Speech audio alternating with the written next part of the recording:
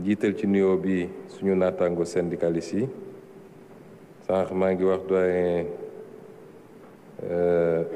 que li mu def c'est du gâchis ndax doo former un produit syndical ba pare di ko exclure ci syndicalisme di nuyu les organisations patronales yi fi teew leen gërëm it ci seen patience ak surtout seen qualité contribution di nuyu sama membre gouvernement bi fi teew yépp l'ensemble des ministres yi fi teew ak ñi fi jotul teew di wax ni jotaay bi jotaay bu am solo la son excellence le président Bassirou Diomaye Faye bëggoon ko te mu nekk en droite ligne ci li mu def dès son installation defe naa parmi ñu njëkk a recevoir de manière séparée organisation patronale yi la ak organisation syndicale yi depuis lors ñu waxoon ni war nañoo ubbi discussion yi ak dialogue bi waaye ñu jàppoon ni lu ñu waroon waajal la waajal googu nag du ñàkk a wekk wala ñàkk a yéeg syndicat yi donte sectoriellement defe naa ministre yu bëri ñi ngi woon en contact ak syndicat yu dépendre ci seen tutelle di waxtaan ak ñoom léeg-léeg sax di signer ak ñoom ay protocole d'accord kon le dialogue n'a jamais été rompu avec les organisations syndicales waaye dialogue bu gën a yaatu nga xam ne day dajale ñépp boobu lañ ñëwoon nañu xaar tuuti lañ doon xaar nag mooy comme discussion yi toujours dafay lalu ci lii laa bëgg ak lii laa mën diggante syndicat ak ses employeurs qu'ils soient du public ou du privé discussion bi fondamentalement day lalu ci kii laaj ni lii laa bëgg kële tontu ko ni lii laa mën ñu ne nag loolu ku ko war a def bu dee responsable nga danga ko war a def ci kaw nga xayma li nga fi fekk ba xam lu mu doon natt sa doole ba xam nu mu toll waaye it xool lan mooy li nga am ci ay atu waaye lan mooy aussi li nga xam ne c'était faiblesse muy faiblesse conjoncturelle wala faiblesse boo xam ne lu war a gën a mën a yàgg la loolu taxoon ñu doon xaar waaye xaar gi du ragal syndicat yi du mañ a wax ak syndicat yi du xeeb syndicat yi du bërgalit ku nekk na def lu ko neex liggéey boobu nag def nañ ko ci am goo xam ne guléet la ci Sénégal il nous fallait une situation de référence, nous l'avons maintenant. Cette situation de référence n'est pas la situation de référence du gouvernement du Sénégal.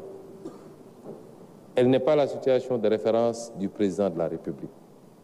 C'est la situation de référence des 18 millions de Sénégalais. Il faut que nous sachions ça. Parce que léeg-léeg bokk na ci problème yi ñu am mooy dafa mel ni dafa am benn distance entre ñi yor gouvernance bi ak le reste du peuple. Et quand on présente des situations day mel ni concerné wul lu dul ñi jiite nañu xool nu ñuy fu ñu jëm ak moom. Un pays ne se bâtit pas sur cette base.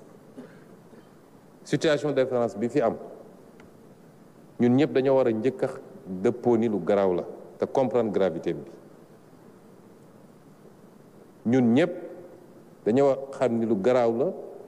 parce que réew mu ñu ne borom egg na 100% daanaka ci réew moo xam ne réew mu ndóol la weer wu ne mu war a fay ci bor yooyu muy det intérieur bi muy dette bi ci biti ñu ne la sa déficit mooy la nga war a mottalee tey ëpp na 10% ba ñu ngi naan mu ngi 11%, ñi naan 14%. ku xam tuuti réew nu muy doxee war nga xam ni situation bu doy waar la loolu nag am na responsabilité donte mun nañu ne 90% wala 95% responsabilité bi ñi ñu dénkoon réew mi la ñu waroon dëgg nëbb askan wi li ñu waroon xam nëbb ko suñuy partenaires ñooñu ñooy les principaux responsables te it lañ ci war a def lépp dinañ ko def ndax ku ñu dénkit day am fu ñu toll ki la dénk ne la kaay ñu wàññi fi mu toll loolu mooy le sens de la responsabilité te loolu rek mooy tax keneen ku fi nekk doore ko ci man mi Ousmane Sonko lañ la dénk di nga xam lan nga ci moom ak loo ci moomut lan nga ci sañ ak loo ci sañut du loo xam ne c'est personnel wala c'est individuel man mii dinañ ma xayma càmbar ma ci liñ ma dénkoon keneen ak keneen ak keneen réew noonu lay doxee waaye au-delà de ñooñu bu dee 5% la sax wala 2% am na une part de responsabilité collective parce que it am na lu bari loo xam ne luñ doon wax la di ko génne di ko feeñal waaye kenn ku ne ci ñun wala lu bari ci ñun dañu jàppoon ni suñu yoon newu ci kon ñun ñëpp am nañ ci lenn ci responsabilité mais c'est pas le plus important le plus important mooy il nous faut un sursaut te sursaut boobu pour ñu def ko faw rek ñu jiital lan mooy njëriñu réew mi te ñu génn ci la logique des urgences léegi am na kenn defe naa c'est doyen Mody Guiro di rappeler li mu doon wax ci lors de la remise des cahiers de doléances sur les urgences waxoon naa ko sama discours de politique générale mënoo construire dara lu dëgër lu viable sous la pression et les urgences réew mu ñuy tabax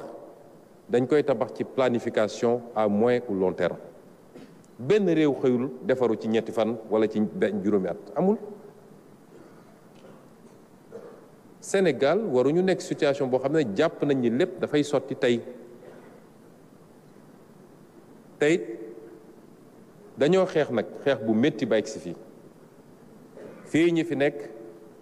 lenn la ci travailleurs yi la notion de travailleur est beaucoup plus large que ñiy fayeeku salaire kese kuy xëy di daan dooleem rek travailleur la waaye dafa am ñoo xam ne pour ñu yegsi fii ñu yegsi tey fexe ba téyewaat suñu réew fexe ba càmbar mbir yi leeral ko waaye fexe à partir de ce moment teg ko nag ci yoon goo xam ne fa lay jógee baax ba faw te loolu pour ñu yegsi fi dafa am ñoo xam ne seen bakkan rot na ci am na ñoo xam ne seen liggéey yàqu na ci am na ñoo xam ne seen kër tas na ci am na ñoo xam ne tott ne lañ leen wala yàgg nañ ci kaso bi te ñooñu ñépp ci lañu bokk moo tax faw rek ñu def preuve de dépassement et c'est pourquoi j'avais tenu à ce format bi gulet la dialogue social du fi gulet waaye format bi gulet la fi ñuy jéggalu ci impair yi ci am bu dee am na ci yéex a jot convocation wala ci suñu sañoon ñépp jël kàddu waaye day gën a guddal mbir mi te dina métti mais format bi mi ngi fiy doog am sama rakk bale étudiant bi ñëw na kaas waaye defe naa tey la ñuy mës a invité étudiant ci lu mel nii te biñ ma njëkkee andil format bi dama leen ne ñëpp laa bëgg a déglu si c'est possible dugal leen ci étudiant dugal leen ci élève dugal leen ci keneen ak keneen parce que yépp ci climat social bi la bokk mais may dalal xel yi nii dialogue social bi du tey dañuy ubbi ku ne dañ ma waroon yéegal wala dañ ma war a associé tey dañuy ubbi waaye bis ni ki tey lu ñuy daje di liggéey la dégluwante waxtaan liy yéene président de la république mooy waxtaan yi ñu def essayé ko def ci ñaari weer yi ba lépp lu ñuy tënk war a signer pacte de stabilité sociale bi ñu soxla ñu profitoo ci 1er mai bi pour signer ko moom mu nekk lu muy engagé wu moom ak les syndicalistes wala avec tous les acteurs kon bu ñu jàpp ni tey waxtaan gi mënuñu fee tënk tous les problèmes régler ko signer ko dem mais point de départ la ma bëggoon ñu defee ko nii parce que li gën a jafe mooy dañu nekk ci silo c'est vrai am na centrale syndicale yi nga xam ne ñoom njaboote nañu syndicats yu bëri waaye moom aussi des syndicats sectoriels professionnels ma ne woon dañ ko defee nii parce que buñ ko defee nii biñ fi toogee léegi kenn ku ne dégg na lan la keneen di réclamer te loolu lépp ñu war koo réclamer kenn ki muy l'État du Sénégal bu doon dañoo donn état bi ci situation bu stable bu baax sax lii lépp kenn mënu ko satisfaire andoo waxuma laa nag nga jël état ci anam gi ñu ko fekk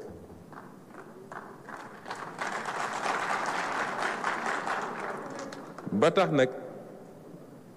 dégloonte bi te mu yaatu baax na parce que kenn ku ne bëgg na indemnité bu mel nii kenn ku ne bëgg na avantage bu mel na le kenn ku ne bëgg na stabilité de l'emploi kenn ku ne bëgg na loolu yëpp dañ koy dajale waaye li ñu mën a gaaral ñëpp mooy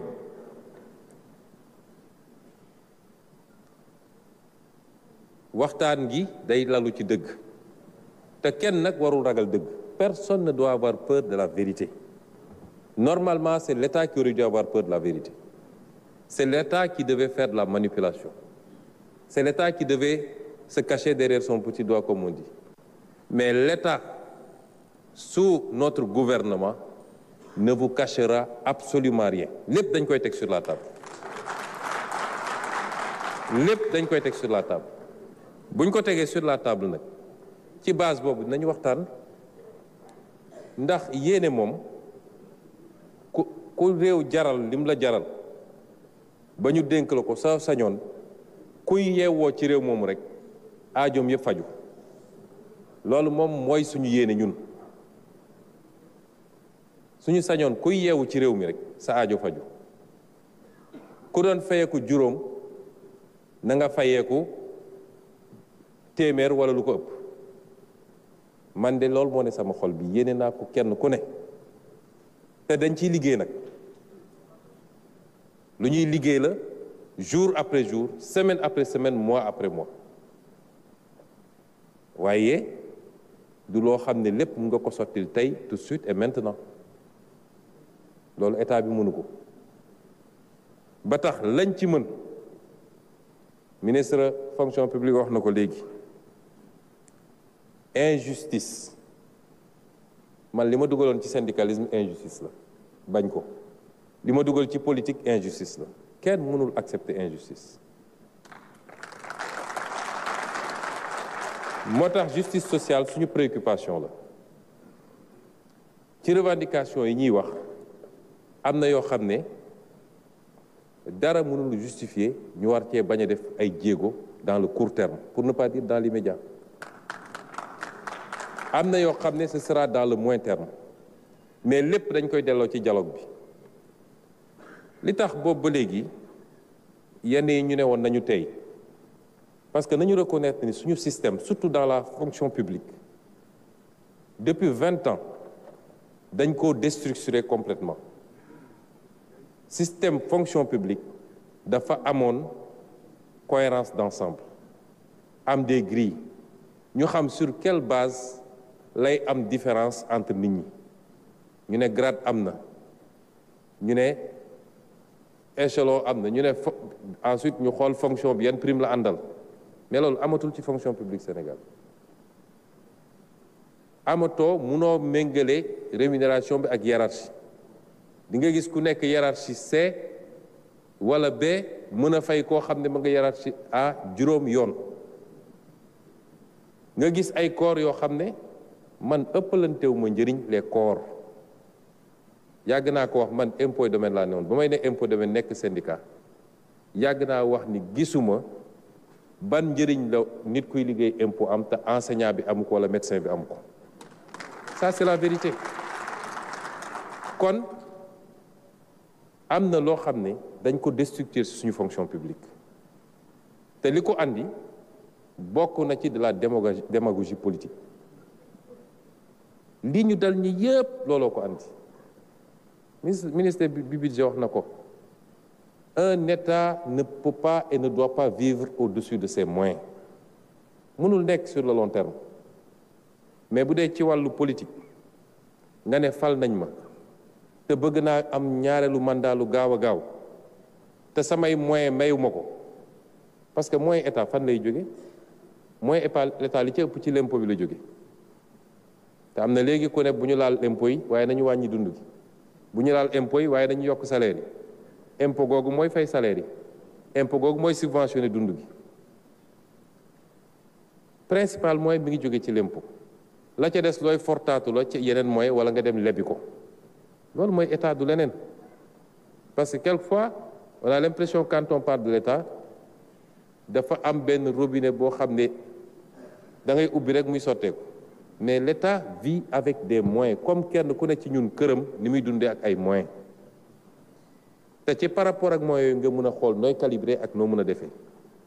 moo tax dans le dialogue qu'il faut avoir il faut que loolu ñu teg ko sur la table su ngeen gisee ni état bi il se trompe de priorité parce que ñun du ñu def noonu mandat bi bu naree yem ci benn na yem ci benn su dee yàlla loolu la tudd waaye benn boobu lañ ci war a def nañ ko def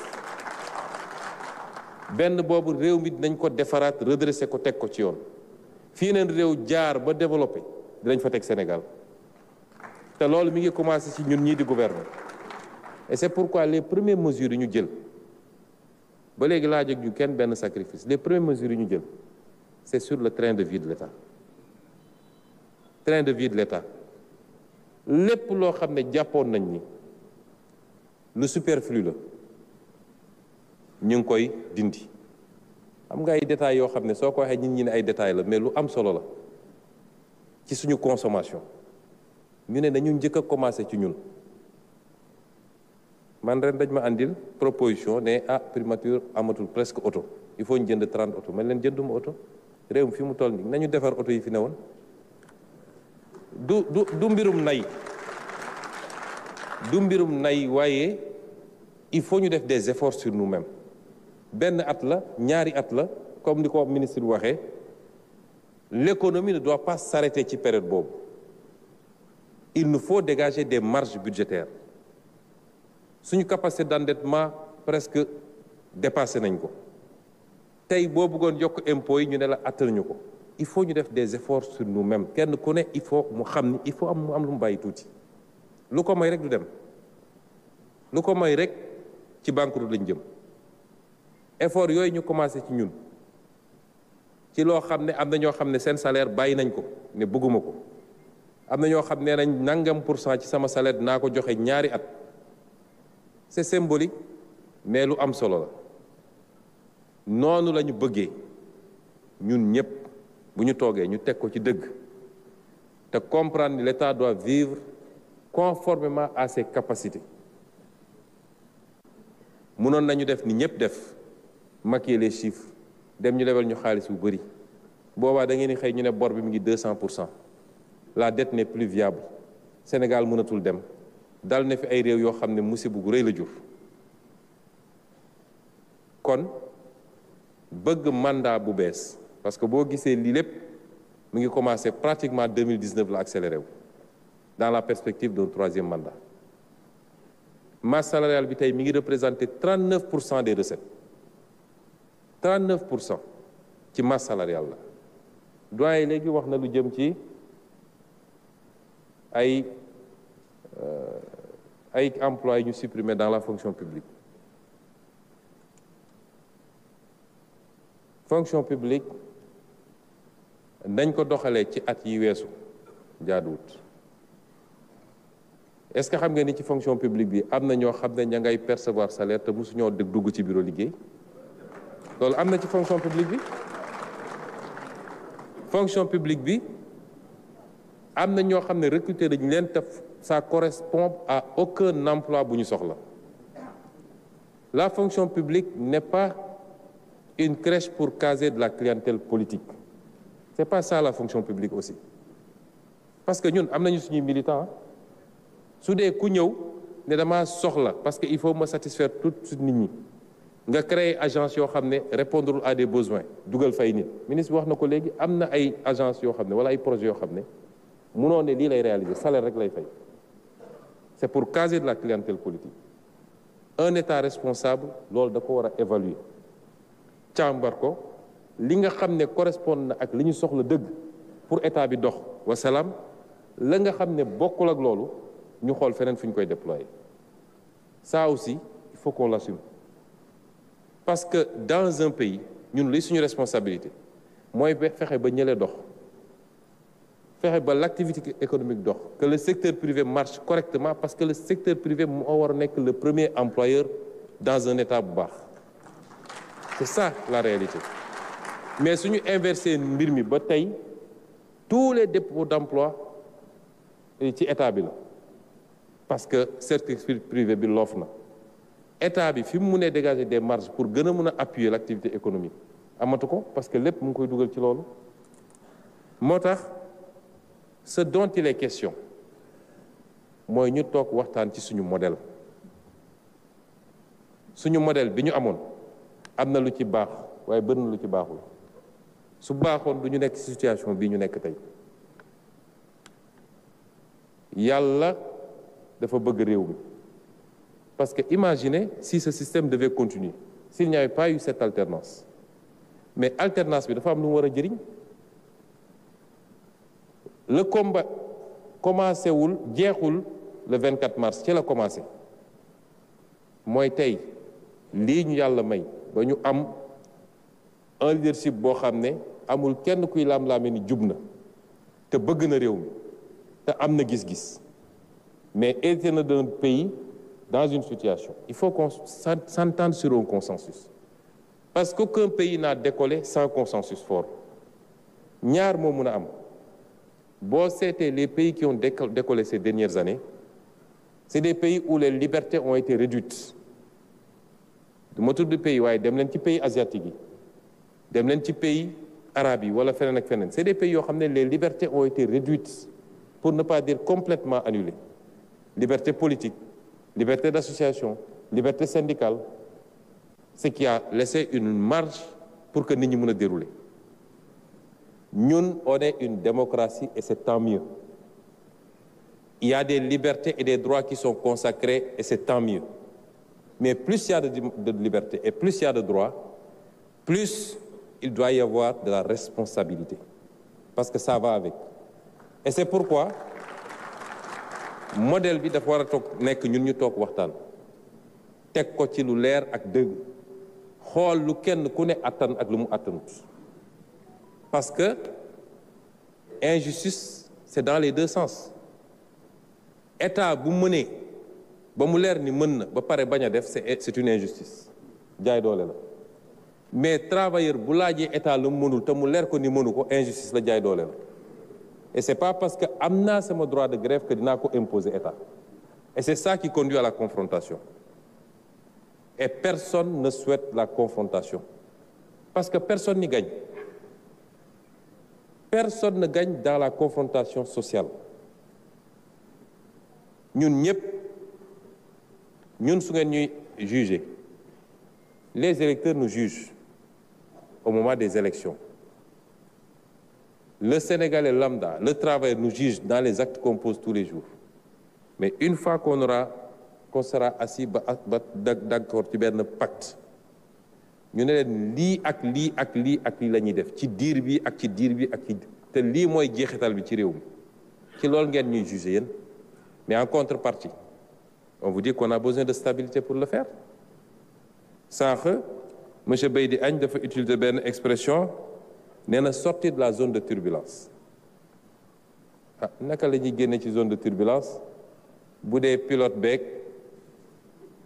passager yeeg ñëpp a ngi xeex ku nekk di dóor kuñ per morom du ngeen génn ci zone de turbulence.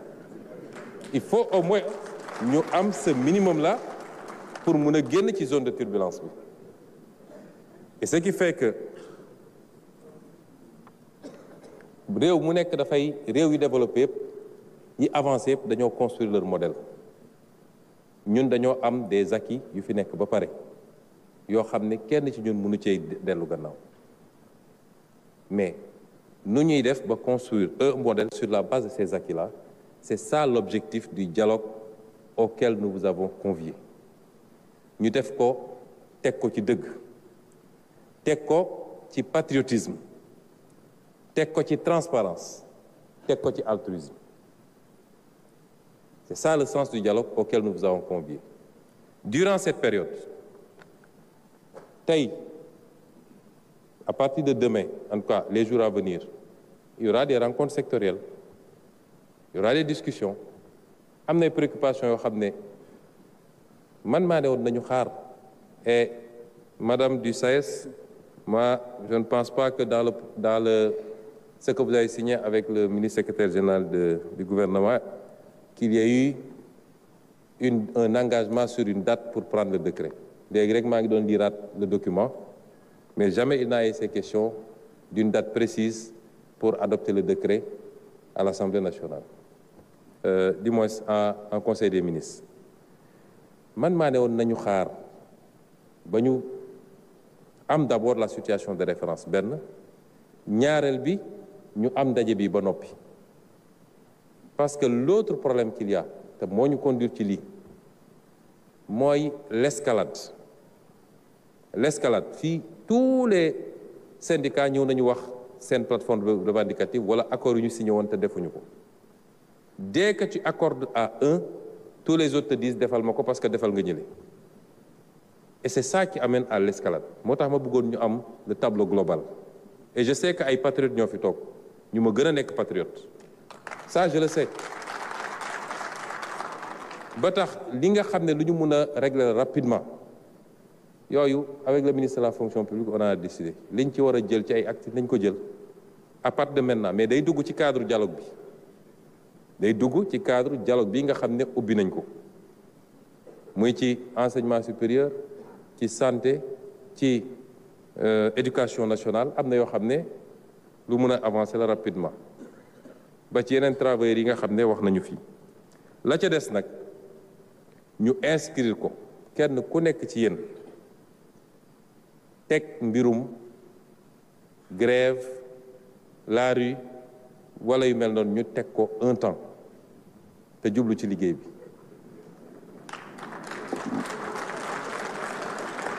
liggéey bi nag mooy lan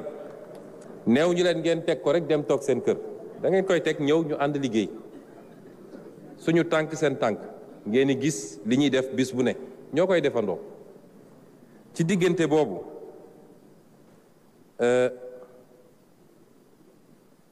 dinañu liggéey ci finaliser le pacte bi nga xam ne moom la ñu bëgg a signer fii ak le 1er mai muy benn li nga xam ne ay mesures yu état bi commencé woon jël la léegi am na ko wax ci waxu dund bi mais l'état a fait des efforts énormes ci dund bi taxes yi mu doon jël yépp mu renoncé ko ci produit ak yeneen mais réew mooy li ma leen wax il faut que ñu liggéey sur le moyen terme ndax réew moo xam ne li mu soxla li ci ëpp da koy jéggaani produirul il dépend ou il est très exposé au choc exogène ceeb ba ngay lekk la ci ëpp bayoo ko fii produit pétrole yi nga soxla toutes les consommations loolu yow mun nga bàyyi taxi mun nga bàyyi li mun nga bàyyi li waaye la ceeb bi di jar sur le marché international munoo ko changer c'est ça la réalité parce que li mun a surenchérir ceeb bi dañuy xool lan moo ci responsabilité état lan moo ci mën a nekk responsabilité état ak lan moo ci responsabilité su doon ceeb bi dañ ko jëlee bitim réew mu jar fukk état ñëw teg si juróom wala beneen fukk ci taxe nga ne état bi moo tax ceeb bi cher mais état bi nee na man lépp banaa ko waaye li Inde jaayee ceeb mënoo mu ca dara moo tax ci suñu programme de développement li ñu ne suñuy priorité loolu tam am na solo parce que non seulement dem nañu lebi xaalis bu bëri mais yóbbuñu ko ci priorité réew ñun de li ñu gëm mooy balaa nga naan naam ne fa sénégalais yi il faut ñu lekk lu baax ci njëg gu yomb il faut ñu faju ci njëg gu yomb bu ñu feebaree ak faju qualité il faut ñu am njàng bu jaar yoon il faut yooyu ci suñuy priorité la moo tax mbay mi càmm gi napp gi secteur industriel loolu mooy suñuy priorité c'est pas faire de grands immeubles ñu ne xool leen immeubles yi ñuy tabax wala de grands stades loolu mun na ñëw après mais construisons d'abord une économie créons les conditions de notre souveraineté loolu dafa am solo mais noo tabax te loo soxla yaa ngi koy jéggane ci biti munoo fexe ba wàññi njëg yi ñi ngi dem ci léegi ñu dem ci deuxième phase wàññi njëg yi le ministre du commerce est là déplacé wu na dem Inde waxtaan nañu ba naxanteeg ñoom ba am ay taxes yoo xam ne teggil nañ ñu ko ak yeneen ak yeneen nous sommes obligés de faire comme ça c'est ça la réalité mais ci diggante boobu bu ngeen ñu accordé moratoire bi ñu ne la bokk na ci chantier yi nga xam ne continuer liggéey ci réduire le coût de la vie. Ensuite, on a un vaste programme de logements sociaux bokk na ci li ñu waroon présenter fii mais ñi ci njëkk a profiter c'est les couches les classes moyennes comme on le dit les travailleurs lu ñuy liggéey la parce que jàpp nañu ci préoccupation essentielle de tout citoyen rawatina borom kër mooy nga am foo moomal sa bopp boo weer kenn du la fëgg ne la andi location lu ñuy liggéey la ak yéen. dinañu continuer aussi di liggéey ci lépp loo xam ne farata la ñu fexe ba retard du ci am te kenn du ci ñaxtu bokk na ci salaire bourse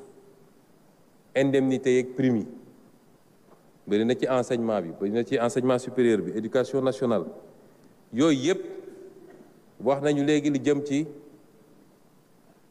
dette publique bi dette publique yi ñëpp am nañ ci responsabilité parce que am na ñoo xam ne dem nañu jël ay engagement ak état te jaarul ci yoon marché sax amuñu ko woon am na aussi ci système bancaire bi ñoo xam ne dem nañu dugg ci logique financement boo xam ne dafa génn cadre finance publique yooyu yëpp am na fi ministre des finances ngi nii mais n'empêche la ñu war a def ci effort ñu ngi koy def ba nga xam ne arriéré yi surtout intérieur bi ñu fexe ba éponger lañ ci mën graduellement mais surtout fexe ba lii andi yenn problème yi chaque jour te coow di am ñu fexe ba loo non seulement du am retard mais nañ ko def ci anam bu mu gën a rafete loolu tam engagement yi ñu mën a jël la tout de suite et maintenant sur les salaires les bourses les repreneurs des universités des réseaux des universités la dette intérieure les BTP continuer di liggéey sur la baisse des denrées ak yeneen yi ma wax nii ensuite ñu liggéey sur ce qu'on appelait nous le rebasing social mooy tey tout le système social la protection des travailleurs le nouveau code du travail ñëwoon na en première lecture ñu delloo ko ministère bi pour ñu def yenn correction yi waaye les équilibres la justice et l'équité dans les systèmes de rémunération yooyu yëpp on va y travailler ensemble en toute transparence parce que am na loo xam ne li koy andi mooy toog les enseignants supérieurs dañ koy wax yenn saa yi keneen da koy wax yow mun nga nekk classe exceptionnelle wala hors hiérarchie wala leneen nga gis koo xam ne peut-être c'est dans le temps sax qu'il a été recruté avec un baccalauréat mais li may fayeeko yow fayekoo tiers bi il faut qu'on travaille à ce rebasing ba nga xam ne nañu delloo si suñu fonction publique fu mu newoon ñu mën a tracer ba xam ni ku jóge fii dem fii am na lu méngool ku jóge fii dem fii am na lu méngool loolu tam ci suñu offre la ci li ñu war a liggéey ensemble la main dans la main continuer it di liggéey ci bâtir ensemble li nga xam ne mu war a nekk le socle du la rampe du lancement définitif parce que on vous a présenté un programme qui est très ambitieux bâtir une industrie faire vivre nos différents secteurs du primaire, mais travailler à nous réapproprier également toutes nos ressources. Il y a un travail extraordinaire qui est en train d'être bu ñu jotee nañ leen wax ni lii la parce que loolu dafa bokkoon suñu combat politique lan la ñu am ci suñu or lan la ñu am suñu pétrole suñu gaz lan la ñu am ci suñu jën gi et cetera et cetera yooyu yëpp bu ñu liggéeyee ba réapproprier ko état bi dina mën a gën a am marge yi ngeen bëgg yéen pour construire un développement boo xam ne peut-être dans quelques années yenn yi ñu toog fii di ko wax ce sera de l'histoire ancienne mais c'est un construit. Ça ne tombe pas du ciel. Et ça, nous voulons le faire en toute transparence, la main dans la main, avec les partenaires que vous êtes, le patronat, les travailleurs et tout le monde. Yii ñu xam tamit ni malgré situation bi ni mu mel nii le Sénégal est suivi par le monde entier. Et les gens continuent à avoir un appétit pour le Sénégal. Ñun waa Sénégal ñun ñoo leen war a woon ni on est capable de faire les sursauts qu'il faut. On est capable de bâtir une unité forte autour de l'essentiel. Nit ñaa ngi ñuy xool de les partenaires ñu ngi ñuy xool bàyyiwuñ nag instant bi ma wax ak yéen peut-être pare na mais président de la République mu ngi recevoir waa Banque mondiale demain je vais les recevoir FMI dina ñëw ci fan yi tey ci suba man mii rek j'ai reçu des investisseurs chinois des investisseurs qataris tout le monde veut investir au Sénégal ñun ñoo war a def le bloc maintenant par rapport ak li nga xam ne mooy suñuy atu ba tax nit ñi bëgg ñëw Sénégal la stabilité l'ouverture le positionnement géographique les ressources naturelles des élites souvent très bien formées une jeunesse qui ne demande qu'à travailler et qu'il faut également former c'est ça aujourd'hui enjeu yi nga xam ne moo ñu interpellé et nous devons tous y travailler et c'est ça que nous appelons de tous nos vœux et c'est pourquoi nous vous interpellons chacun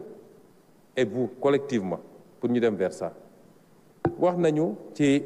un certain nombre de choses ma clarifiant parmi les engagements qu'on peut prendre c'est aussi d'achever les infrastructures mais li ëpp ci Sénégalais yi et parmi lesquels peut-être ñi ëpp ñu ne ci salle bi ñooñu votel ci élection présidentielle fal Bassirou Diomaye Faye ñëwaat wóoluñu ci élection législative bokk na ci li gën a essentiel li taxoon ñu votel ñu mooy ñu jubbanti réew mi mooy ñu jëlee fi guerre ak détournement de deniers publics ñu jëlee fi surfacturation des marchés publics loolu bokk na ci la taxoon ñu ngeen fal mi mais buñ ñëwee toog ma jël secteur de l'enseignement supérieur buñ ñëwee toog gis ni université yi ne moom la ñu bëgg a tabax lañ ko facturé biñ ñëwee ñun def suñu càmbar gis ni li ñu facturé benn université mënoon na tabax beneen université lan la ñu war a def parce que c'est urgent les étudiants réclament la finition des travaux nañu bàyyi mu dem wala dañu war a arrêter mbir mi xoolaat ko fexe ba delloo ci xaalis Sénégal suñu loxo et c'est ce que nous avons fait c'est ça que nous avons fait boo jëlee éducation nationale même chose te partenaires yi nga xam ne ñoom lañ joxoon marché yooyu d'accord nañu renégocier ba def nañu d'autres offres yoo xam ne di nga gis lan la Sénégal naroon ñàkk ci loolu ngeen ñu dénkoon ñun loolu ngeen ñu fale woon boo jëlee la santé c'est la même chose avec les hôpitaux tous les hôpitaux pratiquement à l'exception de benn yi ñu war a tabax c'était largement surfacturé